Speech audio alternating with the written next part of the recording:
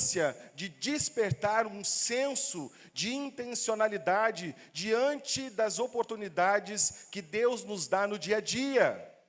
E no particular da evangelização, aqui nós fizemos uma ponte da oração intercessória para a evangelização.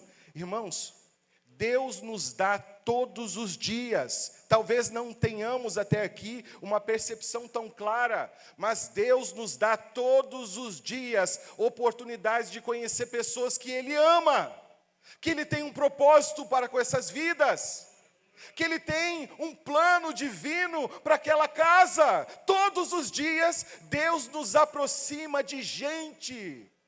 Irmãos, e sermos intencionais, propositais, nos ajuda a cumprir com excelência o chamado de Cristo para a grande comissão. Por isso eu quero ir contigo para a página de número 24, e nós vamos inserir alguns conceitos bíblicos, fundamentos, marcos da Escritura Sagrada, que queiramos ou não é a revelação da vontade de Deus.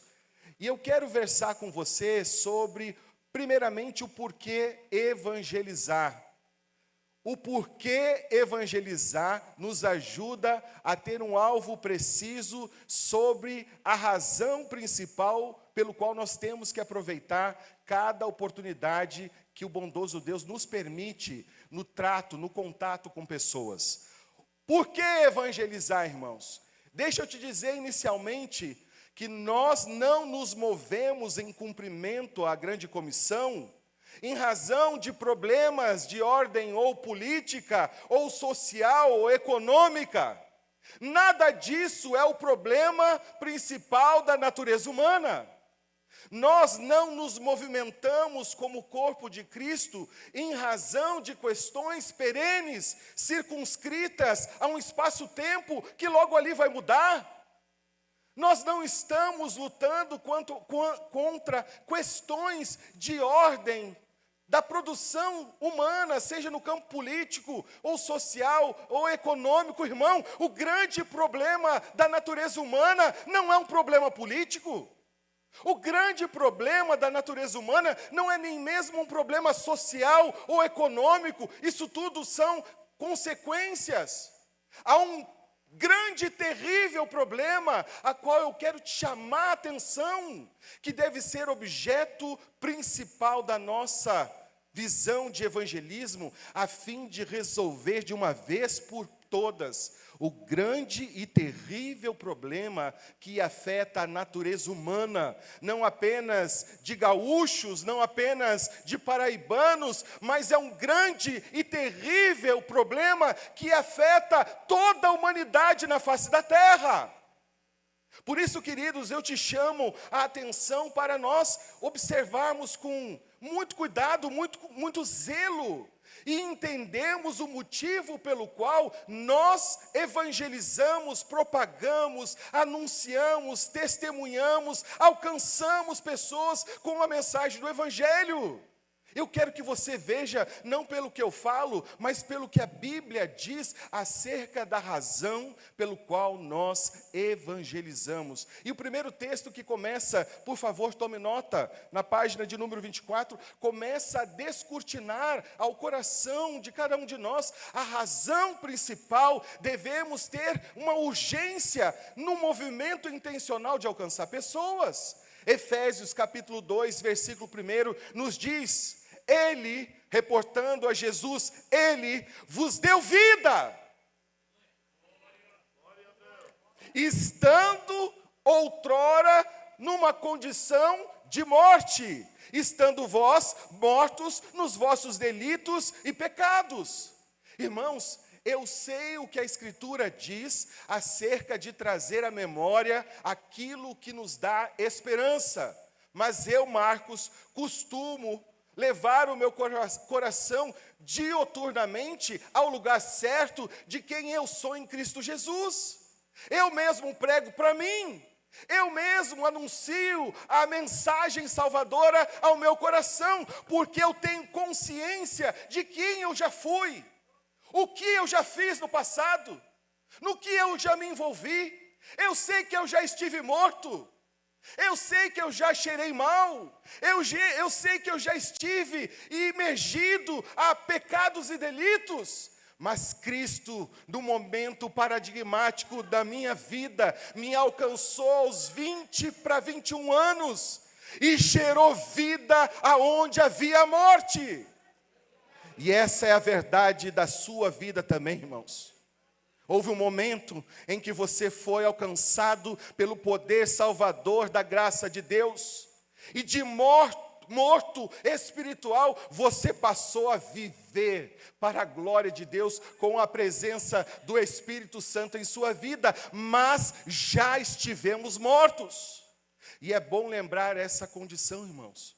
É bom trazer à memória o que Deus fez por amor de nós na cruz do Calvário. É bom nos levar ao lugar da humildade e da dependência, para nunca pensar mais de si mesmo, para nunca achar que nós somos bons, que nós somos perfeitos. Irmãos, nós só somos e vivemos a vida que vivemos porque Ele nos amou e nos agraciou com a divina presença do Seu Espírito. Se tirar o Espírito Santo de nós, irmãos, nós não prestamos para nada. Essa é a realidade. E tudo o porquê de um tempo em que já fomos pessoas mortas. 1 Pedro capítulo 2, verso 9, vai refinando ainda esse conceito importante das Escrituras.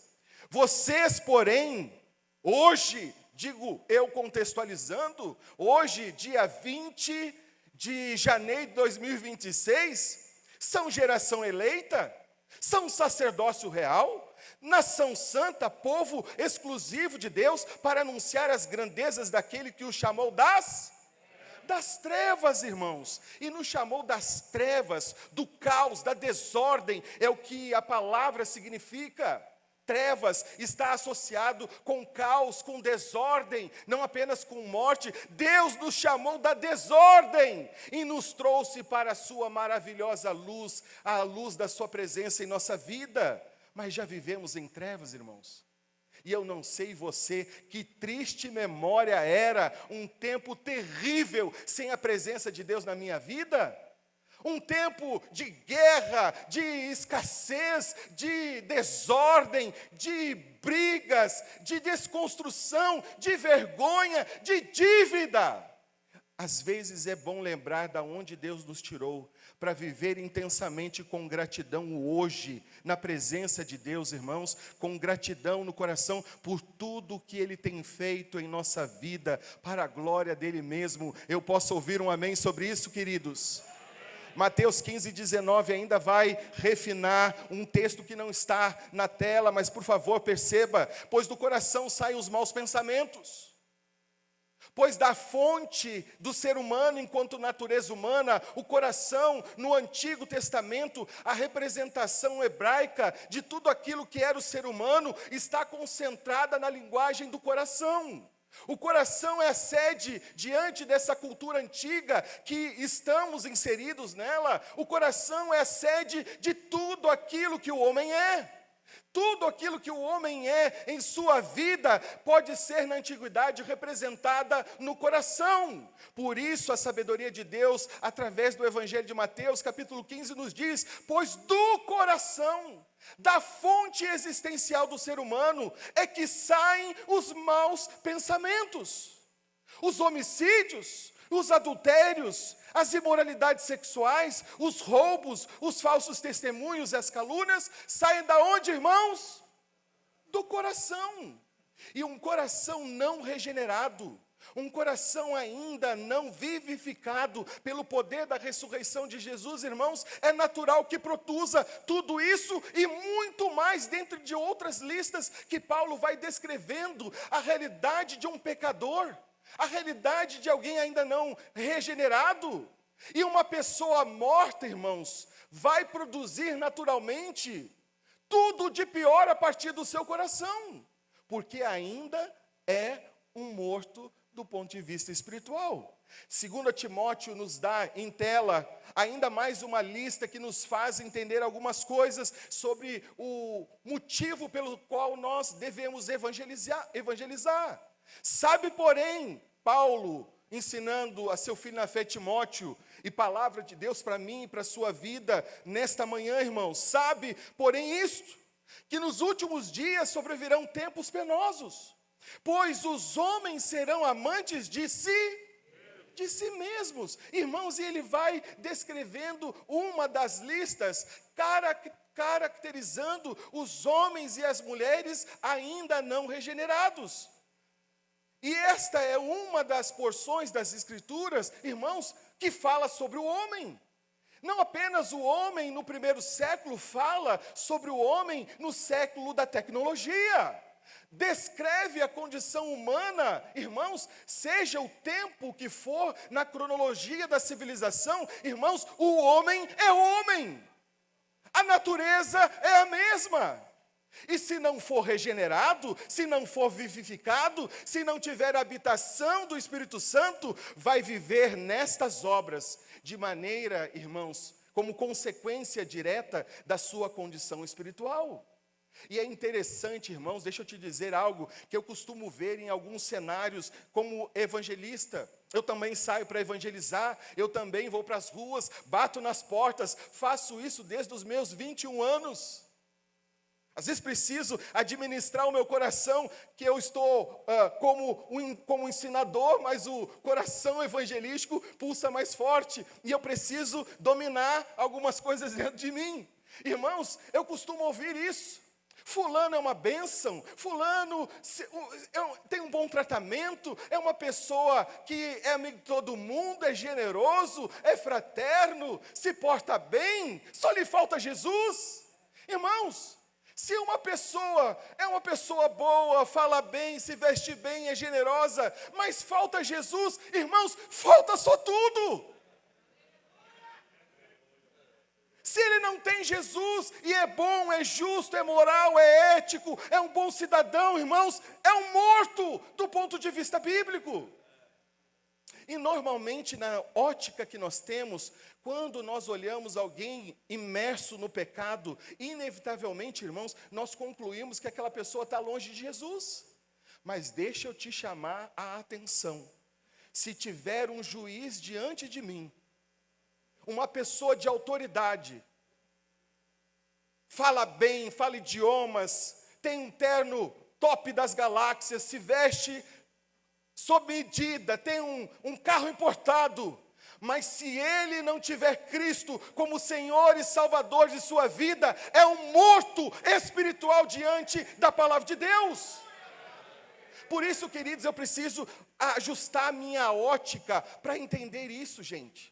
Aonde tem um ser vivente que ainda não tem o seu nome arrolado no livro da vida, é uma vida que está destituída de Deus, e por isso, irmãos, a razão principal pelo qual nós evangelizamos é alcançar com a mensagem, e a única mensagem, e aqui vai uma nota de rodapé, a única parte na mensagem do nosso pregador à noite ontem, é que, irmãos, o evangelho tem que ser pregado. Não há uma pregação silenciosa, não. Você tem que abrir a boca, anunciar, declarar e viver consonante à verdade que você está propondo. Posso ouvir um amém, gente?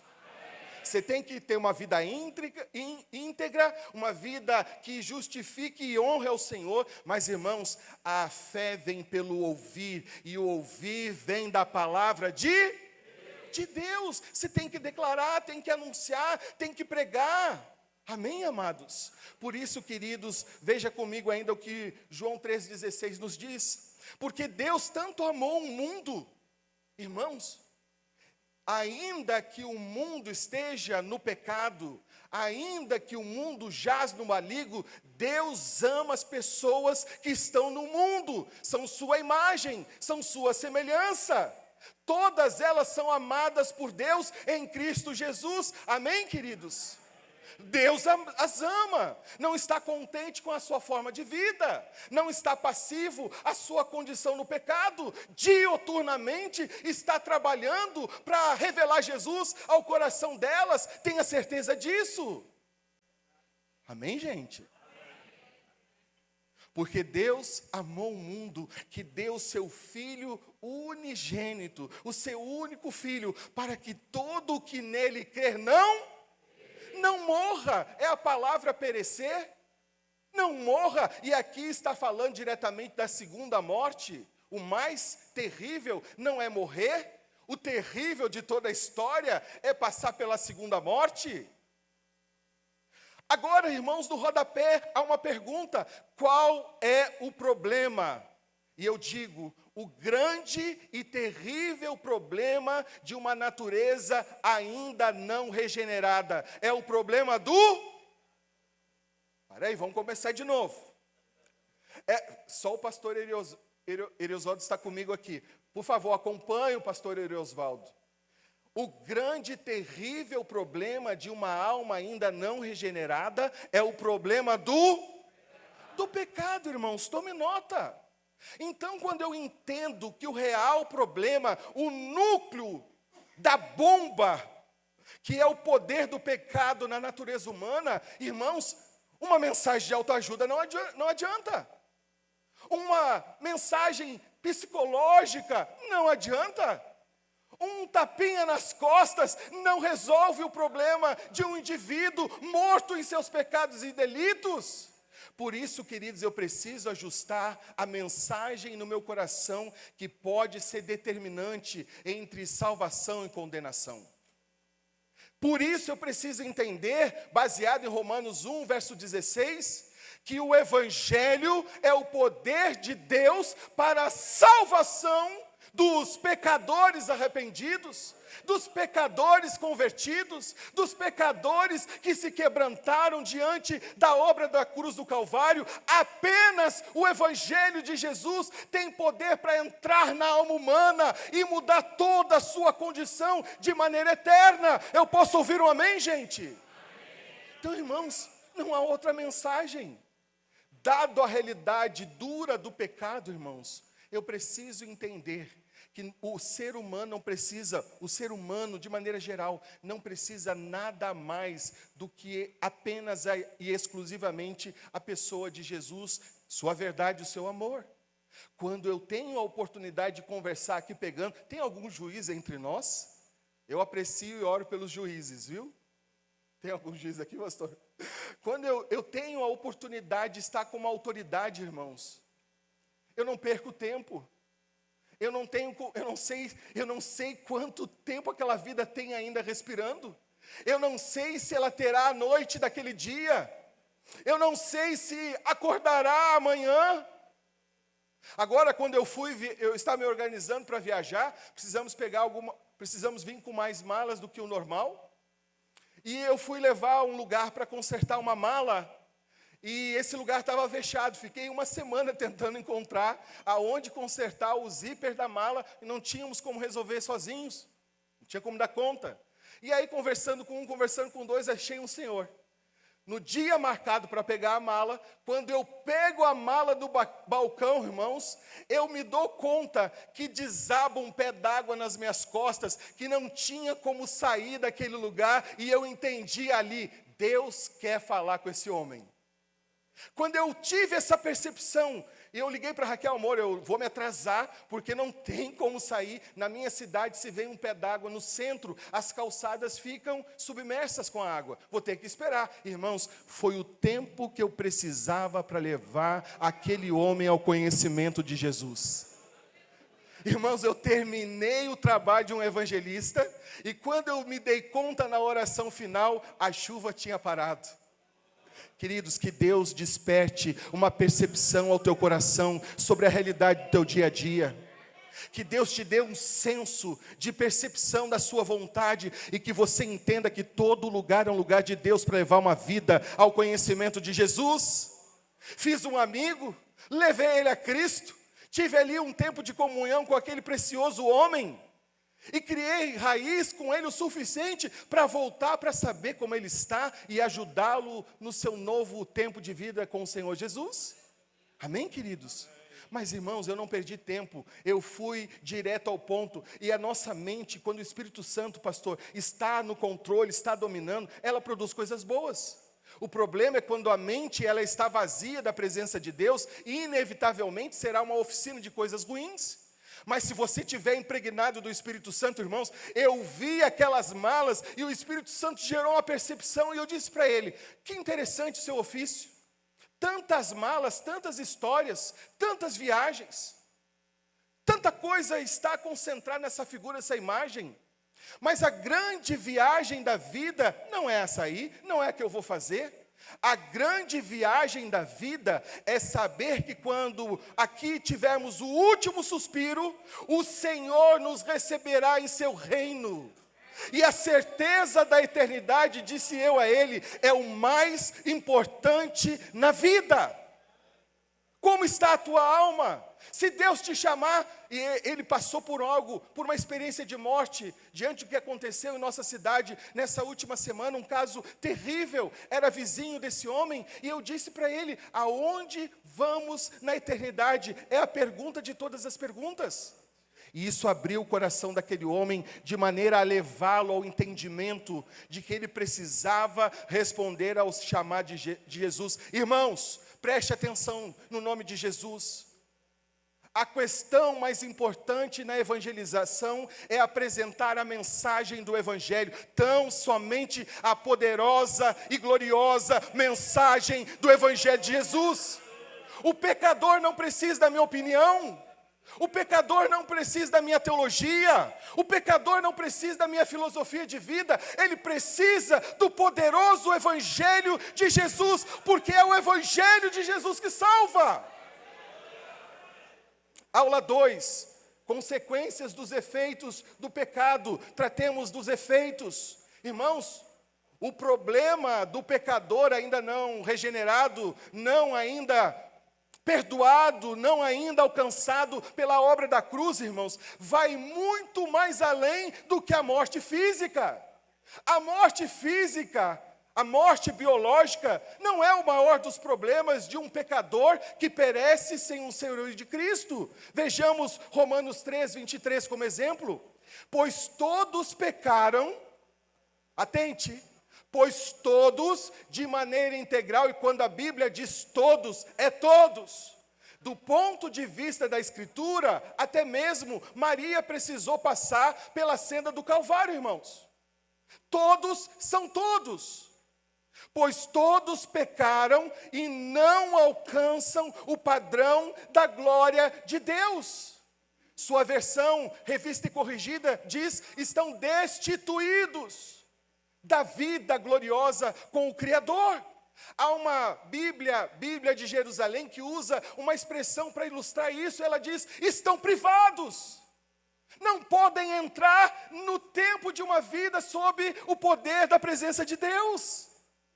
Irmãos, a morte eterna como consequência direta, veja comigo, Romanos 6, 23, porque o salário do pecado é a consequência inevitável é a morte, mas a morte que estamos aqui a tratar não é apenas a morte biológica, física, por qual talvez eu e você, se Deus não nos chamar no arrebatamento, poderemos passar.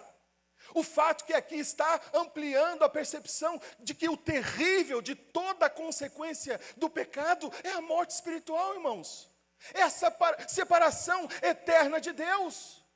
Há quem diga, e eu concordo, faço eco a isso, que o mais terrível do inferno, irmãos, e precisamos voltar a falar sobre o céu e o inferno nas nossas mensagens, nas nossas canções. Precisamos trazer o núcleo pelo qual o Evangelho nos alcançou, irmãos, projetando a nossa vida para toda a eternidade em Cristo, mas também anunciando o tempo terrível da vida sob a condenação eterna, irmãos. E há quem diga, e eu faço eco a isso, que o mais terrível do inferno é o distanciamento do próprio Deus, da fonte de vida, do Deus de toda graça. Efésios capítulo 2, versículos 1 a 3 ainda nos ensina, ele, tratando de Jesus, vos vivificou, os tornou vivos, estando vós, amados, esta é uma consequência que precisamos ter em nossa vista quando tratamos com um pecador. Não adianta uma mensagem de autoajuda, Não adianta uma mensagem que atue no psicológico, você precisa ir ao âmago do problema dessa alma, longe, morta em seus pecados. Você precisa anunciar a verdade de Deus.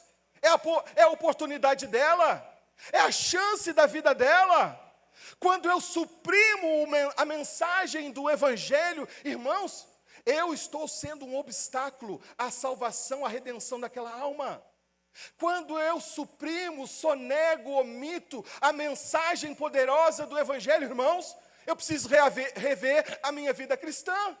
Talvez eu estou com algum problema, alguma peça na engrenagem não está certa, porque ao privar aquela pessoa da única oportunidade que ela tem de salvação, que é ser exposta ao poder do Evangelho, irmãos, eu preciso rever se eu não estou jogando no outro time. Essa hora que você diz, é verdade, Jesus, preciso rever algumas coisas. 1 de João, ainda 5,19, para nós fecharmos. O mundo inteiro jaz no maligno. Tome nota, por favor. Irmãos, a linguagem de figura aqui é como se o mundo, debaixo da mesma sentença condenatória e irremediável a Satanás, está no mesmo plano. É como se estivesse um corpo já no sepulcro. Por isso, irmãos, quando nós anunciamos o Evangelho, nós estamos chamando os mortos à vida. Por isso Paulo nos diz, irmãos, na primeira das suas orações, na carta a Efésios, que eu oro para que vocês conheçam o poder da ressurreição de Jesus. Toda vez que eu anuncio o Evangelho, toda vez que eu declaro a própria palavra de Deus, sem adulterar, sem misturar nada, tirando a porção humana e revelando apenas a Sagrada Escritura, irmãos, eu estou chamando os mortos espirituais à vida. Por isso, queridos, é muito importante entender, veja, há uma frase de Mike McKinley que diz o seguinte: o ser humano não se encontra espiritualmente ferido. O homem pecador, a mulher pecadora ainda não regenerada, ela não está ferida. Um band-aid não resolve o problema do pecado. Uma atadura de gaze com algumas compressas não resolvem a chaga terrível da alma no pecado. Porque o ser humano não se encontra espiritualmente ferido, mas está espiritualmente morto, e morto do ponto de vista espiritual. Irmãos, ajustemos a nossa ótica à luz da palavra de Deus. Eu posso ouvir um amém, gente? Amém. Página de número 25, por favor, a solução do problema.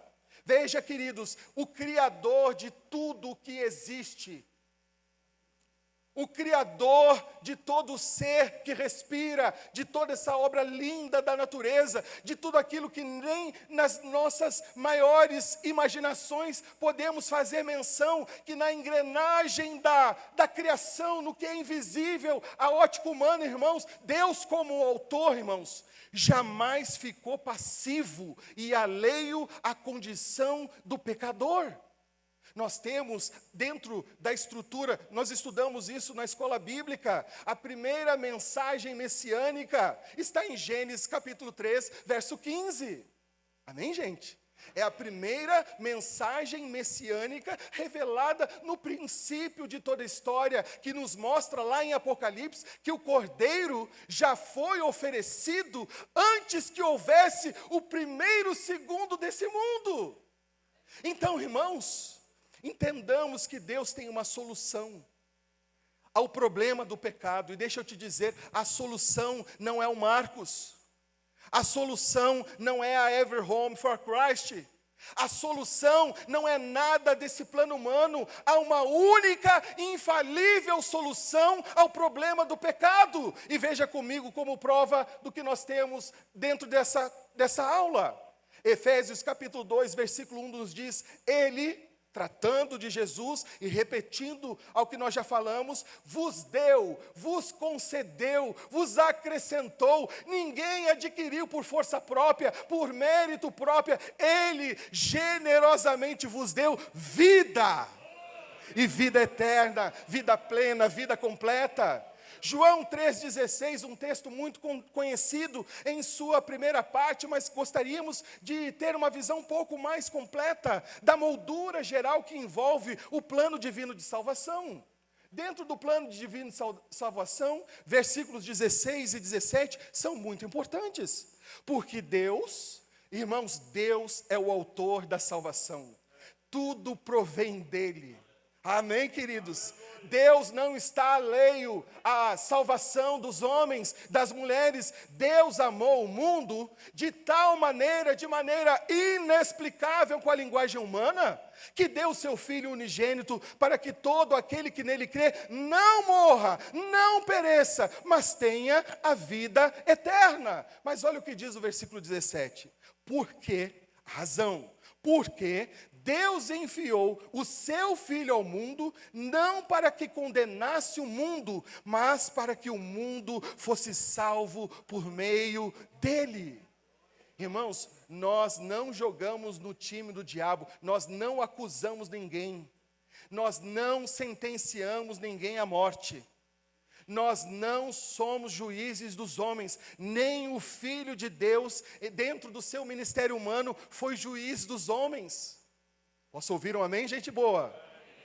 Porque Ele nos amou, irmãos. Nós temos ainda em Atos 4,12 como fundamento, e em nenhum outro há salvação, porque debaixo do céu nenhum outro nome há dado entre os homens em que devamos ser salvos. Irmãos, aqui Jesus já se tornou distinto de todos os nomes da terra.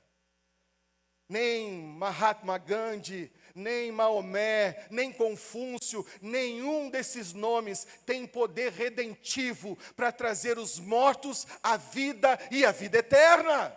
E as pessoas precisam saber disso, precisam ouvir que há esperança, precisam ouvir que há um caminho que conduz a Deus Pai, precisam saber, irmãos, eu sou professor de seminário bíblico e de filosofia dentro do campo secular. Irmãos, eu conheço as limitações das pessoas. Às vezes pensamos que é tão óbvio que todo mundo já sabe. Mas tratando em aula, irmãos, às vezes você fica assim, meu Deus, como que essa pessoa não entendeu isso? Como que ela não caiu a ficha sobre esse ponto? Mas o fato é, irmãos, que todos estão em níveis diferentes. E nós não podemos presumir que o pecador já sabe de tudo, porque ele não sabe de nada.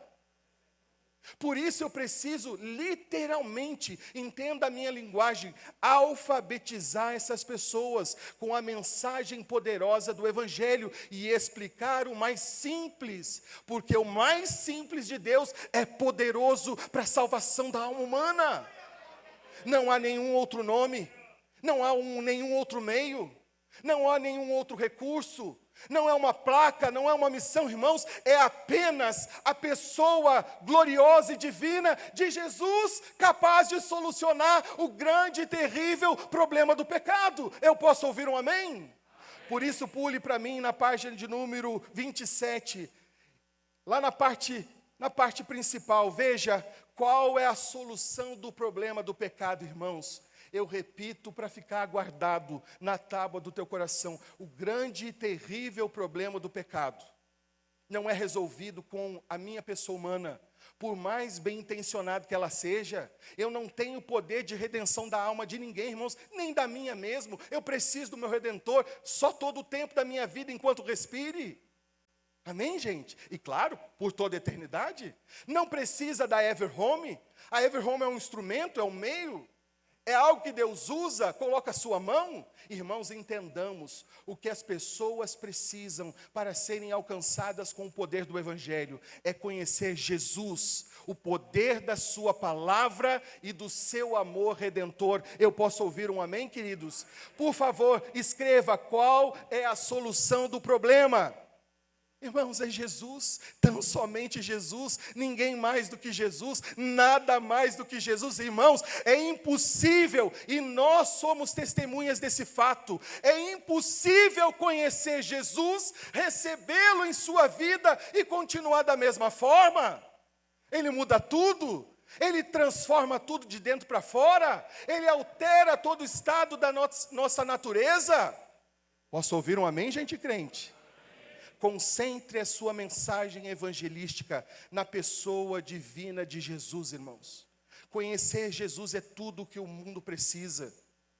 Conhecer o poder de Jesus é tudo o que um pecador precisa para ter a mesma oportunidade que eu e você tivemos em Cristo Jesus. Agora nós vamos fazer uma prática, queridos irmãos, para chegarmos a uma conclusão mais operacional da nossa teoria.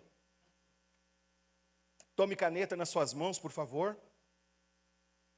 E eu quero, nos próximos minutos, te levar a pensar algo sobre a tua realidade de vida. Deixa eu te dizer a minha percepção sobre a minha vida. Entendendo que Deus não faz nada sem desígnio eterno. Tudo o que Deus faz tem um plano, tem um propósito, tem um alvo, tem uma meta, irmãos, e a palavra de Deus nunca lhe volta vazia. Posso ouvir um amém, gente? Eu não sou quem sou à toa, sou uma construção de Deus, que usa pessoas para formar em mim o caráter de Cristo. Leio, estudo, sou orientado, sou apacentado. Tenho uma esposa que uma das suas missões na vida é tirar o melhor de mim mesmo. Sou casado com uma alemã, irmãos, então é padrão europeu. Horário é horário, combinado é combinado. Então, sua missão é fazer com que o melhor do Marcos esteja sempre disponível para a glória de Deus.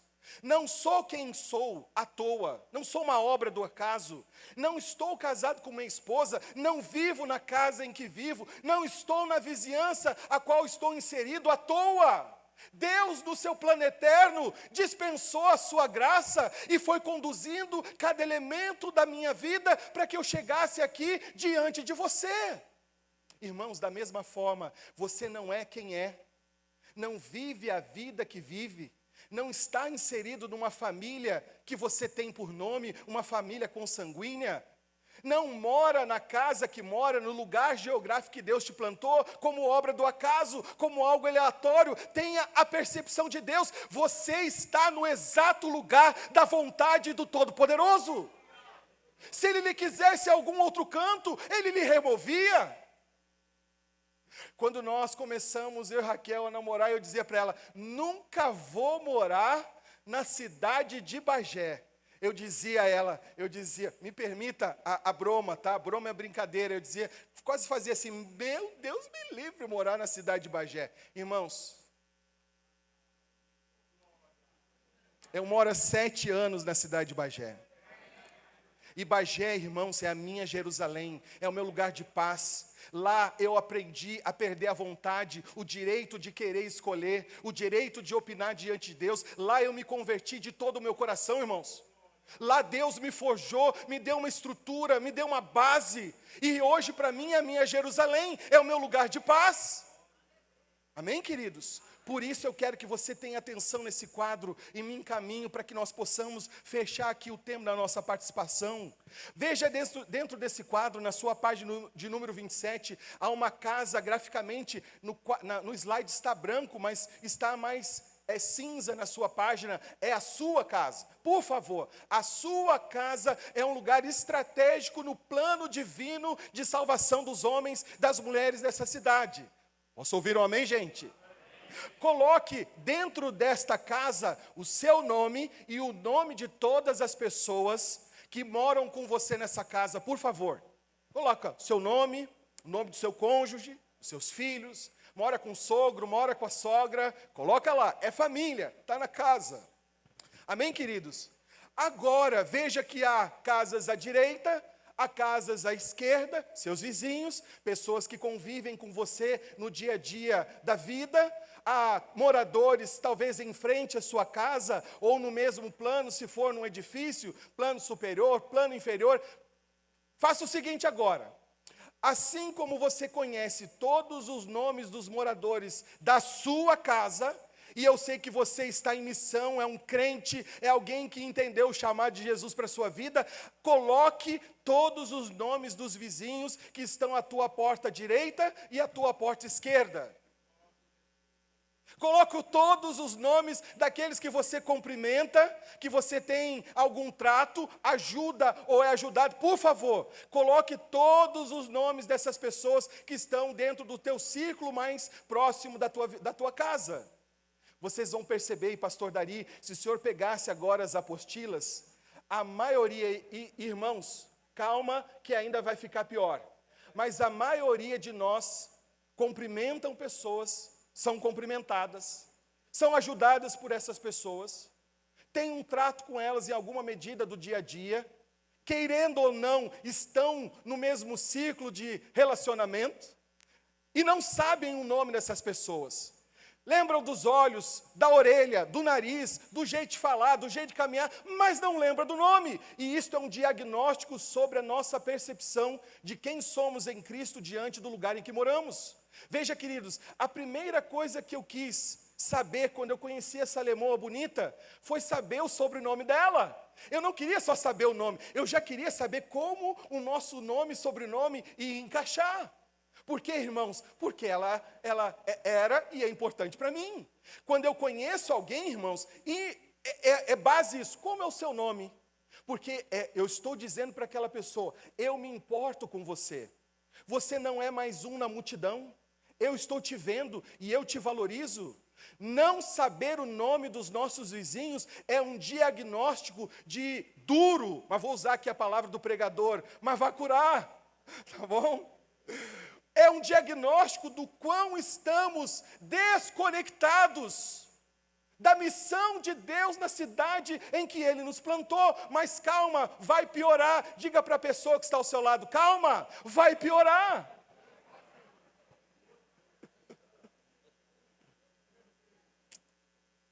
Irmãos, Deus está aqui nos alinhando à sua vontade, queridos. Ontem falei da família, hoje estou falando sobre uma parte imediata da nossa vida, que são os vizinhos. Nós moramos, salvo você morar como o meu sogro, lá no interior do interior do interior, você não tem trato com ninguém. Mas na vida urbana, irmãos, nós nos relacionamos com muitas pessoas no dia a dia, querendo ou não. Irmãos, nós vimos que na aula 1, qual é o grande problema da natureza humana? É o problema do? É o problema do? E vimos que como efeito, como consequência direta do problema do pecado, a consequência mais terrível é a morte, e a morte espiritual. Por favor, tome nota e entenda isso. Agora, veja comigo a nossa dinâmica que temos aqui em tela. Não somos os juízes de ninguém, não vamos sentenciar ninguém ao inferno, amém, gente? Não compactuamos com nenhuma das obras do diabo. Posso ouvir um amém? Amém. Mas Deus nos deu sentidos, Deus nos deu capacidades, nós conseguimos com um senso de sentido perceber o ambiente que está ao nosso redor, sim ou não?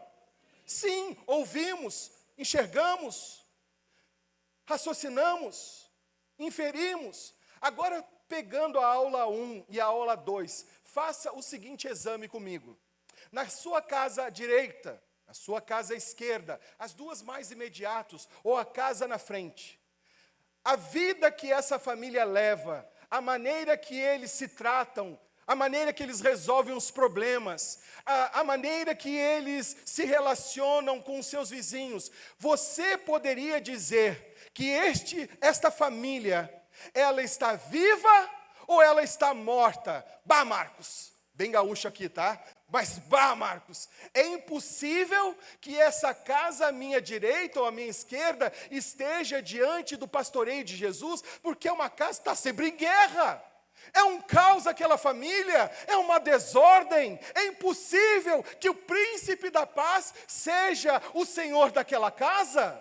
Irmãos, diante da aula 1, nós entendemos que do ponto de vista espiritual, se Cristo não é o Senhor daquela casa, irmãos, aquela casa do ponto de vista bíblico, ela está morta do ponto de vista bíblico, morta espiritualmente. Por isso eu quero que você coloque dentro desse quadro todas as casas que você não reconhece, que estão dentro do teu círculo de influência. Todas as casas que você não vê Cristo naquele lar. que você não tem evidências do pastoreio do bom pastor, coloque a letra M, a letra de morto, e morto espiritual. Marcos, eu vejo Cristo naquela família, eu vejo Jesus sendo o Senhor daquela casa, então, queridos, coloque a letra V nesta casa, V de vivo, amém, gente? De maneira geral, pastor Dari, os nossos irmãos, se fossem submeter o resultado desse diagnóstico, teriam quase de maneira ampla a maioria das casas com a letra M, simbolizando o morto espiritual. Simbolizando que aquela casa precisa de ajuda, e ajuda urgente da minha e da sua parte para a glória de Deus.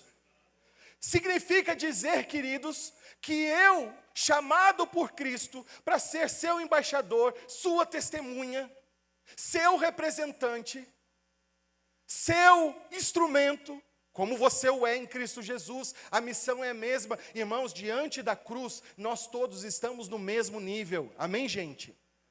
Significa dizer que, em alguma medida, eu estou falhando na minha participação quanto à obra de Deus no lugar que Ele me plantou.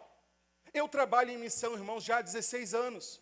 E, irmãos, e aprendi desde o princípio de que se você não consegue ser uma bênção no lugar em que você mora, no lugar em que você congregue, não ouse querer ser missionário.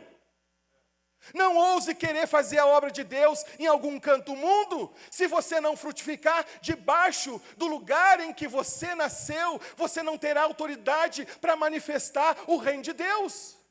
Esse quadro é um extrato, irmãos, em nossa nação. Nós estamos nos ocupando com coisas que não têm tanta importância. E aquilo que tem importância está, irmãos, sonegado a um segundo momento, ou se der tempo, para nos ocuparmos com aquilo. Esse diagnóstico, irmãos, é para nos mostrar que talvez os 70% de campinenses que ainda não estão na eclésia, que ainda não têm o seu nome escrito no livro da vida, veja, muitos dos seus familiares, muitos dos seus melhores amigos, muitos daqueles que você abre a boca e estufa o peito para dizer, é meu amigo como um irmão. Muitos desses que ainda não estão em Cristo, e outros mais que Deus colocou estrategicamente no teu círculo de influência, irmãos, para que você brilhe a luz de Jesus, para que você testemunhe do Evangelho, para que você pratique a palavra de Deus em sua vida, em sua casa, e seja um testemunho dele mesmo para as pessoas que estão ao teu redor. Irmãos, muito do que ainda não aconteceu passa pelo grau de ineficiência, pelo grau de descomprometimento, pelo grau de inércia que eu e você estamos apresentando a Deus com o nosso dia a dia. Amados, fazem 3 anos que eu estou em tempo integral como missionário. Quando Deus me chamou, irmãos, eu estudava, continuo estudando, trabalhava, tinha todas as minhas atividades, tinha os meus compromissos, minhas responsabilidades, nossos desafios. Mas, irmãos, eu não ouvi nada do céu, nada audível. O meu aparelho de audição não é muito boa do ponto de vista espiritual, mas eu tinha uma ciência dentro de mim de que Deus estava me mandando ir para somar com a igreja no Uruguai, e Deus botou no meu coração trazer a palavra de Deus e espalhar a palavra do Senhor. O melhor dos missionários sempre é a palavra de Deus, e Deus pôs no meu coração, irmãos, o meu primeiro projeto missionário foi comprar o Evangelho de João em espanhol, pagando do próprio bolso, trazendo para dentro da minha casa 32, 34 caixas. Irmãos, quando a Raquel chegou em casa do trabalho, era caixa por toda a nossa casa. Não é uma casa muito grande. Imagina a alegria da minha esposa vendo a nossa casa como um depósito da palavra de Deus, irmãos. E eu estava radiante, feliz, porque eu sabia que estava cumprindo a palavra da vontade de Deus. Irmãos, e eu comecei um trabalho, devo te ser sincero, naquele primeiro momento, se eu soubesse o que eu sei hoje, jamais faria daquele jeito. Irmãos, num primeiro momento eu não tive apoio direto, nem do meu pastor, nem da minha esposa. Mas eu sabia o que eles não sabiam ouvir Deus dentro de mim. Hoje eu não faria isso, esperaria o tempo, seguiria a minha liderança.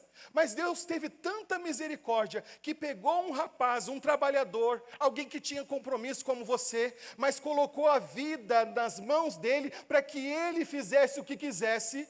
E tudo de lá para cá, irmãos, que temos feito, irmãos, Deus tem testemunhado da sua bondade e da sua graça. E eu tive o privilégio de levar não apenas brasileiros, mas uruguaios a Jesus. Muitos deles tive o privilégio de batizá-los e somar com o alcance no Uruguai. O que eu te mostro sobre isso, irmãos? Se você trabalha, você não tem desculpa. Se você talvez não tenha um apoio imediato, não é desculpa. Se você não tem o cenário favorável, não é desculpa diante de Deus para não cumprir a palavra de Deus, ao menos na tua vizinhança. E eu estava conversando com um querido pastor, ele me dizendo assim, me permita, e eu fecho aqui, pastor, já vi que passou o tempo. Ele disse assim, Marcos, como a gente tem dificuldade de encontrar obreiros, estava conversando com um de vocês, me disse isso, para ir em alguns lugares hostis, para entrar em alguns lugares difíceis, para ir servir em lugares que não são tão, do ponto de vista social, tão privilegiados. Eu não tenho encontrado obreiros. Irmãos, veja que oportunidade de servir nesses lugares, que oportunidade de glorificar a Deus, indo aonde outros não querem ir, seguro, conhecendo um pouco a sua liderança, vai chamar a atenção. Opa, esse aqui, esse é diferente. Esse está compromissado, esse é diferente. Irmãos, não espere ter um tempo favorável para cumprir a palavra de Deus, porque nós vamos sempre operar contra a maré. A maré sempre vai ser contrária. Hoje eu tenho uma outra realidade, hoje eu tenho outro cenário. Tudo que eu fiz lá atrás não passou desapercebido por Deus. Chegou um tempo em que nós não tivemos mais condições de sustentar, e quando você sai para o campo missionário, irmãos, são só demandas. São só contas para pagar. Começamos a assumir pastores, missionários. Irmãos, não foi fácil aquele momento, mas superamos pela graça de Deus. E hoje, irmãos, nesses últimos 3 anos, quando Deus disse, e é interessante isso, quando eu cheguei no último nível da minha profissão dentro do governo do estado do Rio Grande do Sul, irmãos, no meu melhor salário na minha vida, quando cheguei nesse lugar, Deus disse, Marcos, agora eu quero que tu entregue o teu salário, porque eu vou te levar para um outro nível de relacionamento comigo, e eu te dei algo para que você me devolva. Irmãos, às vezes Deus nos entrega algumas coisas, para a gente ter o que sacrificar para a glória dEle, obedecendo a sua voz. E deixa eu te dizer, irmãos, nesses 3 anos que eu vivo integralmente da bondade de Deus, nada nos falta. Deus não ficou devendo nada para minha casa. No dia 25 à noite, Raquel já havia dormido, de dezembro, já havia dormido, e eu comecei a pensar, que ano incrível, que ano maravilhoso.